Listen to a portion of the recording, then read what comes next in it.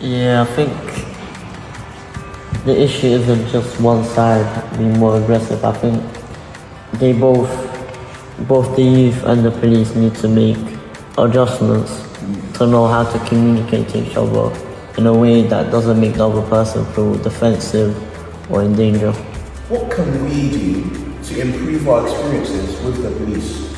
I would say to improve our experiences with police, I guess is knowing about our rights, so educating ourselves about our rights and the law, and also knowing how to communicate with us, because that can also affect the way like we react as well.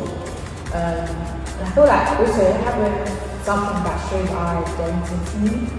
Like, I don't know if you guys seen, you know how neurodiverse people, they have like a sunflower lanyard. So like having something that shows, I don't know, like age identity, so that you know how old the young person is. What do you guys think about that? When you get stopped and searched, there's just aggression that rushes in your brain, and it's just like you're worried and you don't know what to do.